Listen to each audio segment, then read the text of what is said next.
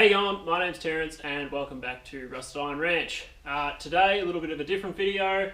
I haven't done one of these before, but I'm going to do a unboxing on a new spray unit I just bought. Just firstly, I'm not sponsored by or endorsed by this company at all.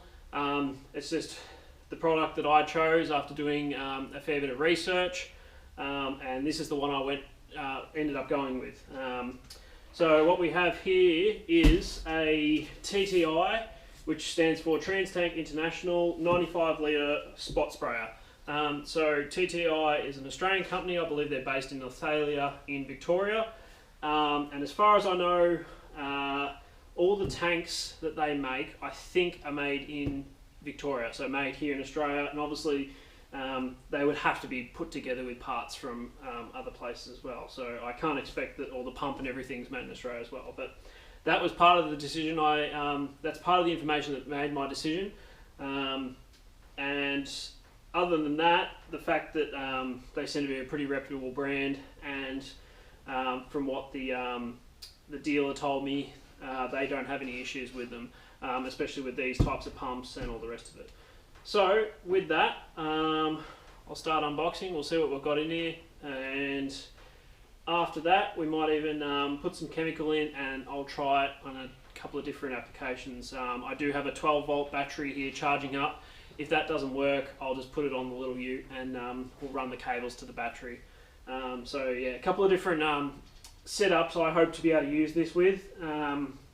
One is on the trailer behind the three-wheeler, the ATC 110, and the other application is on the tray of the little ute as well. So hopefully that ticks both those boxes. I think it will. So okay, with that we'll start opening this up and yeah, do an unboxing. You right there?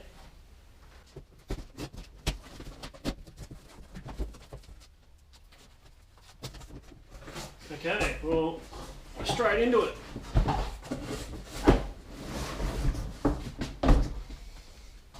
There it is. Looks like pretty nice plastic. Pretty good finish on it.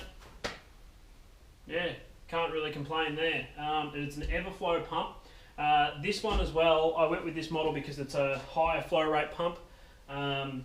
I think this might be the first model in this series that goes to that pump, and supposedly it's boom ready, so you can just run a little boom off this.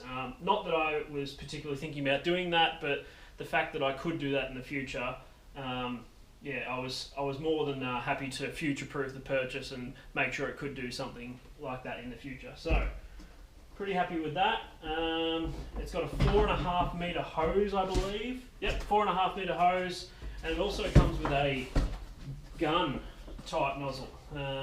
What's the brand on this? Don't know if this is their brand or what, but seems like a pretty nice gun with a brass adjustable tip on it. Little shut off there. Obviously a little stop you turning your gun on.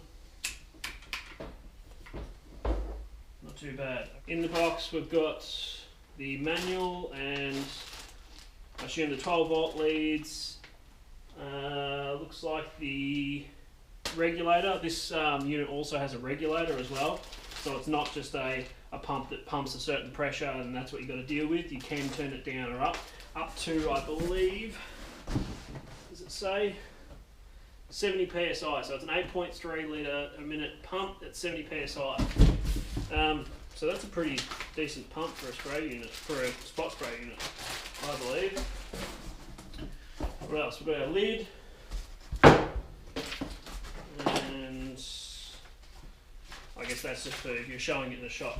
Alright, we'll get rid of this box. Okay, so one of the reasons I'm doing this unboxing is when I'm purchasing something, I always try and see if someone has done something similar on YouTube. I did have a quick look and I don't believe I saw anything with the TTI product, so I thought I'll just do a quick one, show you what's in the box, show you how it sets up, and just show you a real world scenario of me using it. So with that, here's our little bag with all the regulator, 12 volt leads, and a few other things in it. I'll tear into that and we'll see what we've got to do to put this thing together. Okay, so I've got everything out of the plastic bag. I'm just having a look at the manual. There's only 6 steps to putting it together, so not a lot to do there. The first thing it does say to do is check inside the tank for any foreign products. Or objects, sorry, foreign objects. So I did check, and there was a little bit of, I guess we'll call it like plastic swarf floating around, so I'm glad I did check, and I'm glad they do say that there as well. So we've got that out. We just got to install the gun clips. They seem pretty easy, just 2 plastic clips that go on the front here, and 2 set screws, not self-tappers, so there's obviously a, oh yep, there's thread actually in the housing. The next thing we've got to do is put the regulator on, so that just kind of clips into the side of the pump and drops onto the hose here. That seems pretty self-explanatory. The only other thing we've got to do is put our bung in, so there's a bung and a rubber washer, install the gauge, install the cap and the retaining clip. That's about it. Alright, we'll get this put together then.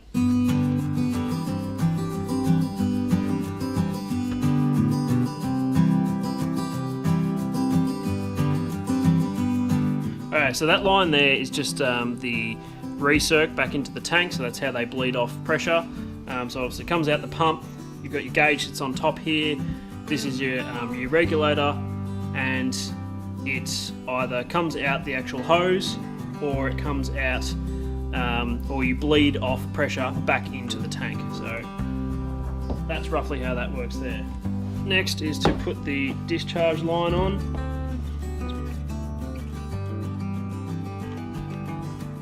Next is to install the pressure gauge. Don't use any thread tape, it says. It's obviously going into, it's brass into a plastic fitting, so it wouldn't need it anyway. There, we're not going to get any more out of that, and that shouldn't leak. Okay, retaining clip and cap ready to go on. This clip is a little bit hard to put on. I'd suggest doing that before you attach it to the cap. Okay, lastly, we just got to install the cap. This ball looks like it presses into the cap. Maybe you just thread this through. Okay, lastly, just got to put the cap and the tether on. Good luck trying to get that ball through there. That ball's actually pretty hard rubber, and I'm really struggling to get that through the hole, so don't know how I'm going to get that on. So cap on. This end of the tether just goes through this by the looks of it. Alright, tether stuck to the tank. Alright, that ball's in, but it's actually not, the ball got a bit damaged going in, so how long that lasts, I don't know, but it's on there. Okay, so the tools needed were just a couple of different screwdrivers, Phillips and flat. The flats for the hose clamps, and the Phillips head for the wand holder, and I also used it to push that tether in for the cap. The only thing we've got left really to do is the 12 volt cable just plugs in the back and load it up with some chemical. Parts left over was this clamp. I don't know if they've replaced this clamp with the hose clamps. It came with 2 hose clamps. There's really nowhere else this could go. It did mention a plastic worm type, what's to say, using the worm plastic clamp provided. Well, this is a plastic clamp and they're a worm type, so I don't know which one they mean. But there was a worm drive normal hose clamp in there for the outlet hose and the recirc back to the tank, so not sure what that's for. Okay, so what I'll probably do now is I'll double check my battery's going to work. If my battery's not going to work, I'll chuck it on the little ute and we'll fill it up with some chemical and we'll go out and see if we can do some testing with it and see how it actually goes in the real world. Okay, so this is the setup I ended up with. I tried to put it on the little ute, but the 12 volt lead wasn't long enough, so I'm actually going to make up another lead for when I use it on that, and I might plug put an Hanson plug on the back of it or something like that. So we've got it behind the ATC in the little trailer. We've filled up with chemical and water. I've got a 12 volt battery here that's reading about 12 volt, so we'll see how that goes. Just got to sit in a milk crate so I could actually tie it down. I'll start putting out some chemical, and what I'll do, I'll dial it back to about 40 psi. That's what it says to use with the gun. Even though it does go up to 70 psi, that's more of a boom application, so I'll turn it down to 40 psi. I have had a little issue after just turning it on once it had some water in it. It was leaking out from underneath the gauge, and I went back and checked, and it does say do not use thread tape. So I gave it another quarter turn at a time. It seems to be holding-ish, but I actually think it's still weeping out the side here. You'll see it'll accumulate enough. Yeah, I can see it. There's actually pressure coming out of that, so not real happy with that. I don't know if the plastic that they make those housings out of isn't quite as good. Like, I know a lot of those Filmac fittings and that, they seal really well, and that's probably due to the compound they make those plastic fittings out of. So maybe this plastic isn't quite as, I'll like to say, soft maybe. Not sure, but that's not sealing. So we'll see how that goes. It might take up, it might not. Okay, so I'll set you up. Try not to get anywhere where you get any spray on you, and I'll start putting some out. We've got some Cape weed all here, and we've got some Patterson's curse coming up here. I'm just trying to get on top of all this. I do not want to have to be chasing these weeds for years to come, so I've been doing a hell of a lot of spraying this year with the boom that I made in the paddock. With a little pressure pack, I've done a lot around the yard and around some fence lines, but this thing will really help me do bulk fence lines and bulk areas like this. I'll just spray out where you can't get the boom in, all along the fence line. So there's all Patterson's curse coming up, and this area is actually nearly one of the worst. I don't know if there's been hay stored in here before and that's what's been bringing it in or what. So I'll set you up, we'll start spraying.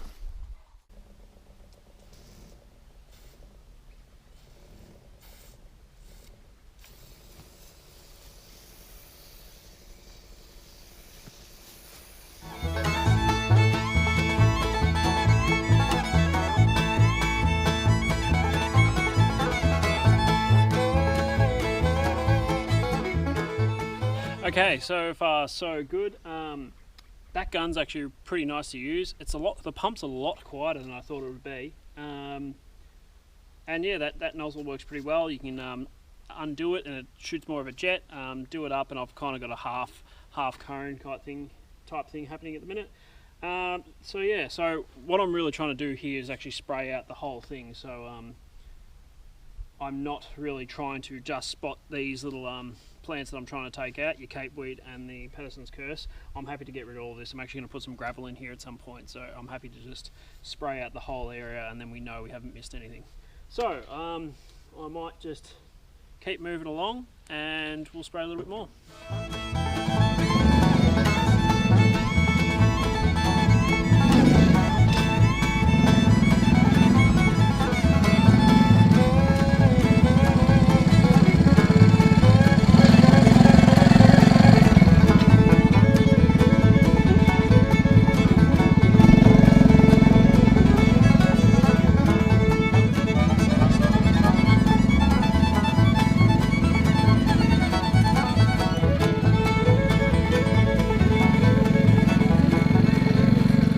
Okay, so that's pretty much my unboxing and preliminary testing of this TTI spray unit, the 95 litre.